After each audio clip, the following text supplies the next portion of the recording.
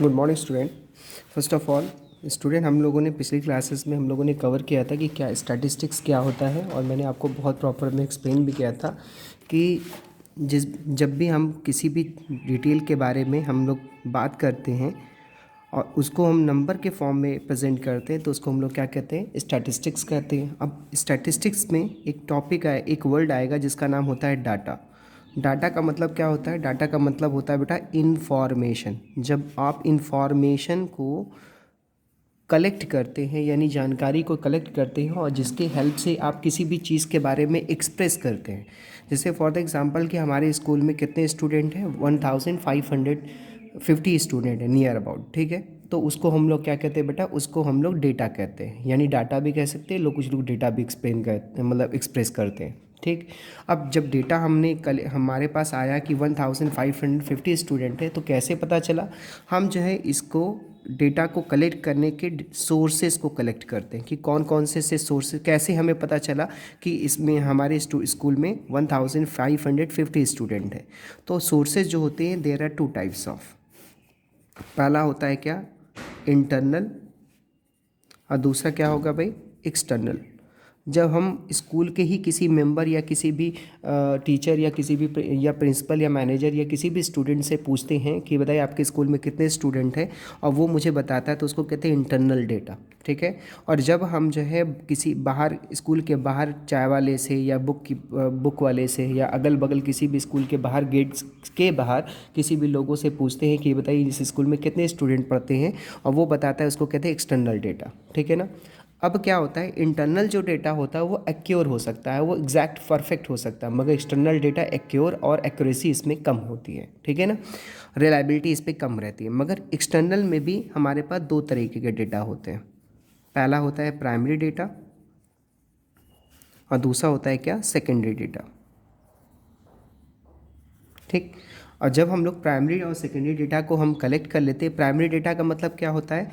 जब हम self investigation करते हैं, जब हम खुद से इन्वेस्टिगेशन करके इन्फॉर्मेशन को कलेक्ट करते हैं, यानी हम बाहरी लोगों से पूछ तो रहे हैं, मगर हमने जो है खुद से जाकर उन लोगों से पूछा, या हम बाहर के ही हैं, हम स्कूल के अंदर जाते हैं, हम पूछते हैं कि इस स्कूल में कितने स्टूडेंट पढ़ते हैं, सभी लोगों ने कहा कि इतने स्टूडेंट पढ़ते हैं। मैं हर क्लास में जाके काउंट करके, कलेक्ट करके, डेटा को कलेक्ट करके ला करके मैं बताता हूँ, उसको हम लोग क्या कहते हैं? Self investigation. जब हम खुद से इन्वेस्टिगेशन करके लेके आते हैं इन्फॉर्मेशन, उसको कहते हैं प्राइमरी डेटा। और जब किसी दूसरे की इन्फॉर्मेशन जो निकाली हुई है उसका हम यूज़ करते हैं, और उसने कहा कि इस स्कूल में इतने स्टूडेंट हैं, तो उसको हम लोग क्या कहते हैं? Other investigation. जो अदर इन्वेस्टिगेशन करके डेटा को लोगों ने मुझे बताया है, उसको हम लोग क्या कहते हैं बेटा? Secondary data. क्लियर है? जो प्राइमरी डेटा होती है वो परफेक्ट होती है, वो एक्योर होगी, मगर जो सेकेंडरी डेटा होगी वो परफेक्ट और एक्योर होने की रिलायबिलिटी उसकी कम होती है। क्लियर है? अब हमने डेटा तो कलेक्ट कर लिया। अब हम लोग क्या करते हैं? डेटा को कलेक्ट करने के बाद जब हमारे पास डेटा कलेक्ट हो गया तमाम सोर्सेज से, तो अब हम उसको क्या करते हैं? ऑर्गेनाइज करते हैं। उसको क्या करेंगे? ऑर्गेनाइज करेंगे। ओके स्टूडेंट, तो हम लोग क्या करेंगे? ऑर्गेनाइज करेंगे, ऑर्गेनाइजेशन ऑफ डेटा। यानी उसी तरीके से समझ लीजिए कि जब आप सब्जी मंडी जाते हैं सब्जी खरीदने के लिए, तो एक ही थैले में सारी सब्जियों को लेकर के इकट्ठा चले आते हैं, तो वो क्या करते हैं? ऑर्गेनाइजेशन ऑफ डेटा, ठीक है ना। तो अब क्या करेंगे? जब आप डेटा को कलेक्ट कर लिया, एक ही झोले में सारी इन्फॉर्मेशन को भर ली, ठीक है ना, तो अब जा करके उसको अलग अलग करेंगे कि इस क्लास में 11 क्लास में इतने स्टूडेंट है, 12 क्लास में इतने स्टूडेंट है, 10 क्लास में इतने स्टूडेंट है, बाकी रिमेनिंग क्लास में इतने स्टूडेंट हैं। वो जो होगा हमारा, जब अलग अलग करके स्टूडेंट की लिस्ट को हम बताएंगे, उसको कहते हैं ऑर्गेनाइजेशन ऑफ डेटा। क्लियर है? अब इसके बाद जब हम डेटा को ऑर्गेनाइज कर लेंगे, यानी अलग अलग डिवाइड कर देते हैं, तो डेटा को ऑर्गेनाइज करने के बाद फिर उसके बाद एक नया कॉन्सेप्ट आता है इससे। इसी से पहले ऑर्गेनाइजेशन ऑफ डेटा होता है, फिर इसके बाद इसी से हमारा एक नया टॉपिक निकल के आता है जिसका नाम होता है प्रेजेंटेशन ऑफ डेटा, ठीक है ना। तो हम लोग लिखेंगे प्रेजेंटेशन ऑफ डेटा। और प्रेजेंटेशन ऑफ जो डेटा होता है बेटा, वो प्रेजेंटेशन ऑफ डेटा यानी डेटा को किस तरह किसी के सामने प्रेजेंट करेंगे, यानी आपको डेटा को किसी दूसरे को बताना है कि इस स्कूल में इतने स्टूडेंट हैं, और इस तरीके से प्रेजेंट करना है कि वो इम्प्रेसिव लगे, इफेक्टिव लगे। तो अब क्या करेंगे, इसमें हम लोग 4 तरीके से डेटा को प्रेजेंट करते हैं। बेसिकली 11 क्लास में आपको 4 तरीके से कॉन्सेप्ट को ही समझाया गया है। पहला टेक्सुअल, दूसरा क्या होगा भाई, यस टैबुलेशन या टैबुलर, ठीक है ना। तीसरा क्या होगा हमारा डायग्रामेटिक, हम लोग डायग्राम से बना करके मेंटेन करेंगे,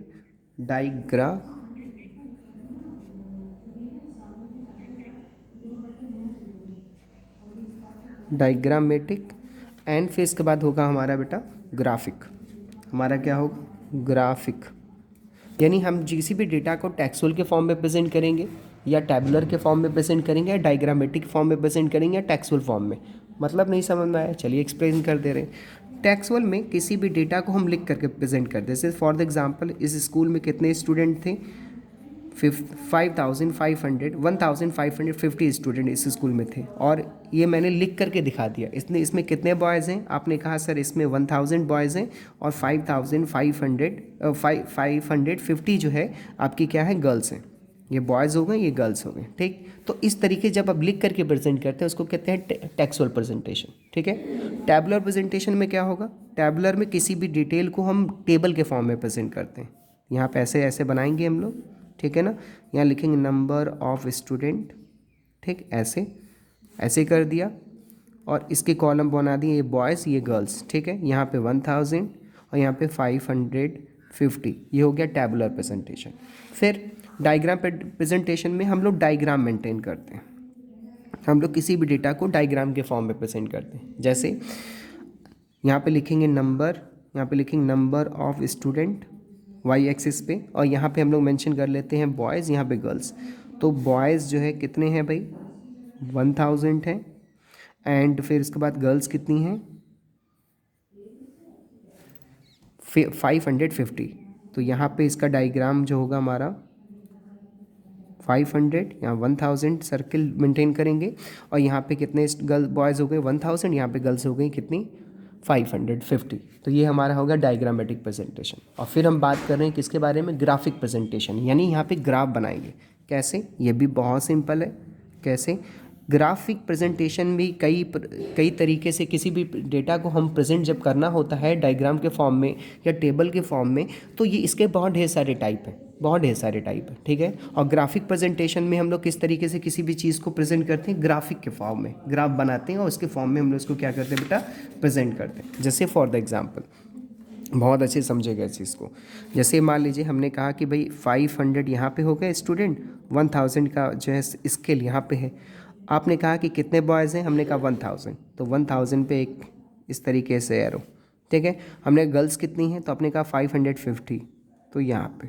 तो इस तरीके जो प्रेजेंटेशन होता है वो क्या होता है ग्राफिक। ये तो सिर्फ छोटे से एकक फॉर्म में मैंने फॉर्मेट आपको बताए हुए हैं कि अगर जब भी आपको किसी भी डेटा को प्रेजेंट करना है तो 4 तरीके के फॉर्म बेसिकली यूज़ किए जाते हैं मैक्सिमम टाइम्स। पहला होगा टेक्सुअल, दूसरा होगा टैबुलर, तीसरा होगा बेटा डायग्रामेटिक, और चौथा होगा हमारा क्या ग्राफिक, ठीक है।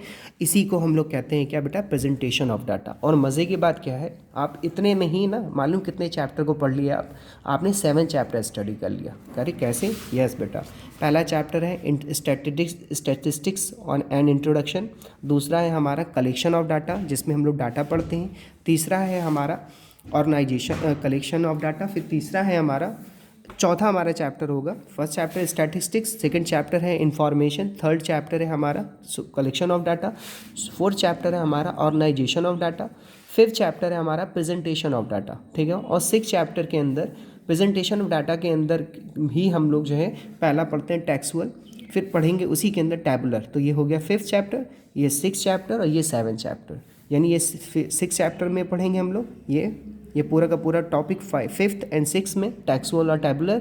6 चैप्टर हम लोग डायग्रामेटिक स्टडी करते हैं और 7 चैप्टर में हम लोग ग्राफिक प्रेजेंटेशन के बारे में स्टडी करेंगे, ठीक है ना।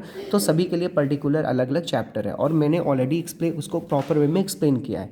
अब अच्छे से इसको स्टडी कीजिए, अगर कोई क्वेरी हो रही है तो मुझे एक्सप्लेन कीजिए। Thank you very much.